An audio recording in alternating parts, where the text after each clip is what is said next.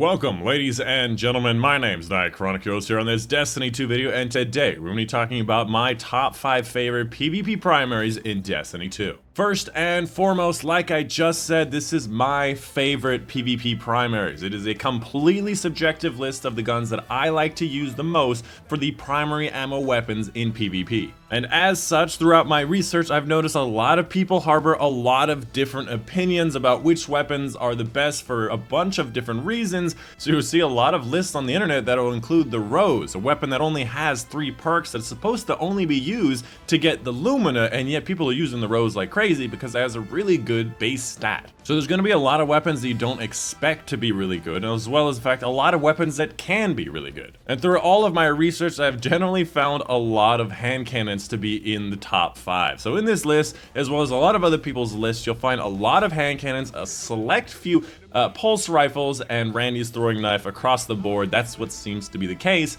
And throughout my journeys and my experimentation and my play, I have selected 5 for you guys today in this video. And to accompany this video, I've also created my requisite spreadsheet. So if you haven't heard of them already, I make beautiful, dark theme, color-coded, linked, extra notes and picture spreadsheets that I make for a lot of these top 5 videos, and this is actually a very momentous occasion because this is a milestone. This is the last spreadsheet that I needed to update into the new dark theme color-coded goodness that you guys know and love. And if you wanted to get your hands on that spreadsheet, it's completely public. Just stay to the end of the video and I'll be telling you how you can get your hands on it. And the last thing before I get started with the top 5 is I just want to mention that I'm really not very good at PvP. The gameplay you're going to see is kind of poor, and I really did not have a good series of games, so I don't even have honestly footage for most of the weapons on this list. I gotta be honest with you, I was gonna make up a story about corrupted footage, but I got lazy and I just really didn't want to play PvP. But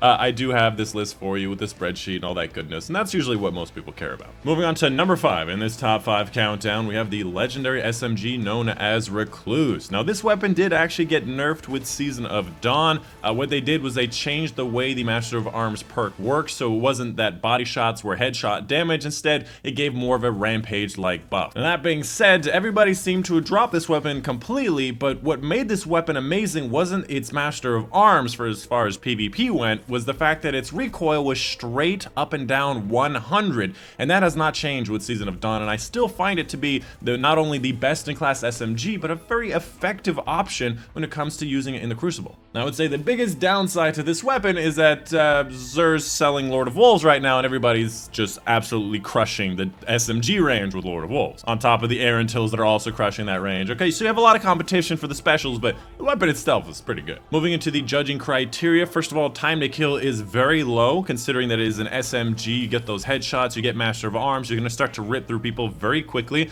Obviously, the range is quite low, but the fact that it has a very good control system, straight up and down recoil, making it very noob friendly, and actually allowing you to reach out a little bit farther than it should have. And finally, the availability is pretty low considering what you have to do to achieve it, but that being said, it has been out for a lot of seasons, so most people at this point do have it. Moving on to number 4 in this top 5 countdown are going to be the legendary hand cannons known as Not Forgotten and Luna's Howl. Not Forgotten being the range version and Luna's Howl being the stability version of these 2 special hand cannons. Now, these hand cannons used to absolutely dominate the Crucible, hands down number 1 bar none in the entire game because of the way they used to work as a 180 hand cannon, but since then, a few seasons ago, they nerfed it to make it a 150 hand cannon, still being a 3-shot kill, making the magnificent Howl perk less useful. But even then, having a precision frame 150 hand cannon, making it a lot more usable, a lot more accurate, a lot less recoil on it, makes it a very usable 150 hand cannon in the Crucible. Now, its time to kill is pretty much on par with all of the other 150 hand cannons in the game, which is somewhat, I would say, in the good range as far as time to kill in the Crucible. Its range is a little bit higher than that of other 150 hand cannons in the game because of its precision frame.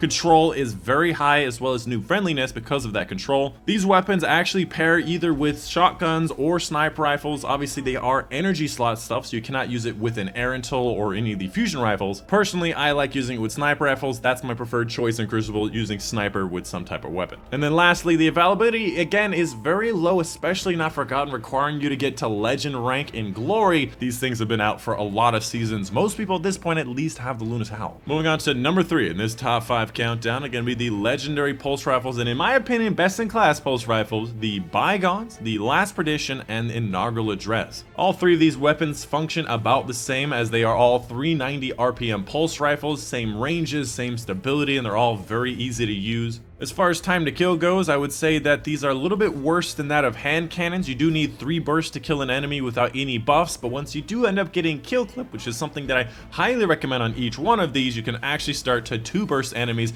from some pretty significant ranges. On top of that, it is a precision frame, so the recoil and the control is pretty good, and it's very noob friendly. To be completely honest, if you're not comfortable with Crucible, you're hopping in for the first time, I recommend pulse rifles. They handle a lot of ranges, you can be very defensive, and these are going to be your best bet. Pulse rifles honestly pair up very well with either sniper rifles, fusion rifles, shotguns, anything. They really pair up with a lot of things, and if using Bygones, you can also use Aerental at the same time, and that seems to be a very popular combo. And lastly, the availability is pretty high. Bygones comes from a lot of places in the Infamy playlist. Last Perdition comes from the Crucible side of things, and Inaugural Address, if you've gotten it before in the past in year 1, you can just pull one straight out of collections. Moving on to number 2 in this top 5 countdown, we have the legendary hand cannon known as Owlstringer. Now this 140 RPM hand cannon, in my opinion, is probably one of the best, if not the best, weapons in the entire game for both PvE and PvP. It's a legendary and it functions so very well. Now its stats rival that of every other 140 hand cannon in the game. Its perk options are some of the best options that you can find around, and its availability is extremely high, being able to be dropped from the Menagerie, specifically selected at Menagerie, specifically selected as a range master. You really can't beat out those odds. Now personally, I haven't really seen a lot of Owlstringers in the Crucible lately. Most people are favoring more towards the 150 hand cannons because they usually kill in the same number of shots that a 140 hand cannon can do, and with the hand cannon nerf to their ranges, everything got pulled in a lot. The Owlstringer really doesn't separate itself as much as it used to. Now that being said, if you can get used to this weapon, you can absolutely destroy a lot of enemies from pretty impressive ranges. So I would say in general, its time to kill is worse than that of 150 hand cannons, but its range is higher, its noob friendliness is a little bit less, its availability, like I said, is extremely high, being that it's from Menagerie. In general, it pairs well, in my opinion, with sniper rifles, and again, you could also use it with shotguns. Depending on the map you're playing, you can use it with anything, and it's a kinetic, so you can use it with Aerental as well. Or perhaps might I recommend the Lord of Wolves, that seems to be in everyone's hands because of that godforsaken Xur. And finally, coming up at number 1 in this top 5 countdown, it's going to be the exotic hand cannon known as Last Word. Now, Last Word is a very special kind of weapon. Now, here's what I will say. The first and foremost, the reason why it sets itself above everything else. If you're going to hear one thing about the top weapon, hear this. It is a 225 RPM hand cannon that does the same damage as a 150 hand cannon. So it's doing the same damage as the 150s that people already prefer right now, but it does it faster. That is the primary reason why this is so high up on the list at number 1, is because its time to kill is the literal best out of any primary ammo weapon in the entire game. Perhaps maybe some sidearms beat it out, but probably just barely, and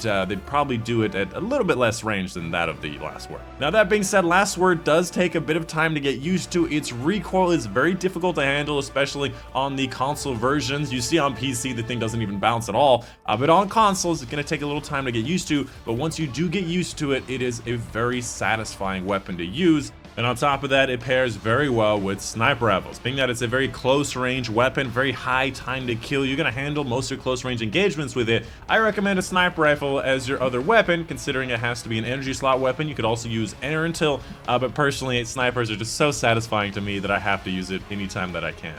And finally, as far as availability goes, I would say it's a bit middling because it is an exotic quest, so you can guarantee it at the end of that exotic quest, but that exotic quest does require a few parts in Crucible. And that's going to be pretty much it for the top 5 section of the video. Moving on to the spreadsheet section of the video, where I get to show off my beautiful, amazing, dark theme, color-coded, pictured...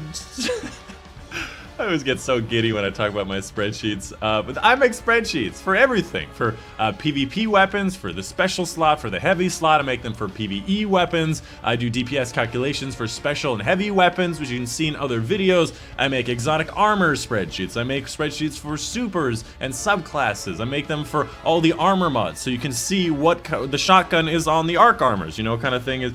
I make spreadsheets for everything, and they're all beautiful and dark themed now because this was literally the last one that I needed to do to update to the dark theme, to the new style of amazing color-coded amazing goodness. And these spreadsheets are truly some of the best you can find on the internet. Now obviously that's a super biased thing to say, but I mean, look at it. You see pictures, you see color coding, you see what the perks are, you see perk recommendations for random rolls. If you want to know how to get a certain ritual weapon or an exotic weapon quest, you can literally just click a square and find the link to it. If you want to know about if that has a catalyst and what it does and where to get it and how to unlock it, it's all here. And if you wanted to know some extra tips, notes, information, what the colors mean, the year 1 masterwork rolls, what the frames mean, even all my sources, if you wanted to check out all of that stuff for yourself, and as well my top 10 weapons actually are all listed here on the left side here, on top of, like, if I did mention something or they're beyond the top 10, I also do honorable mentions, best in classes.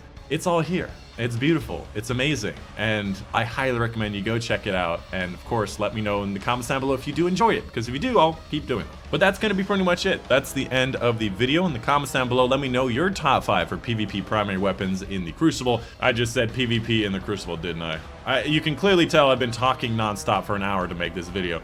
But that's it. That's the end of it. My name is Dychronic, and I will see you guys on the next one.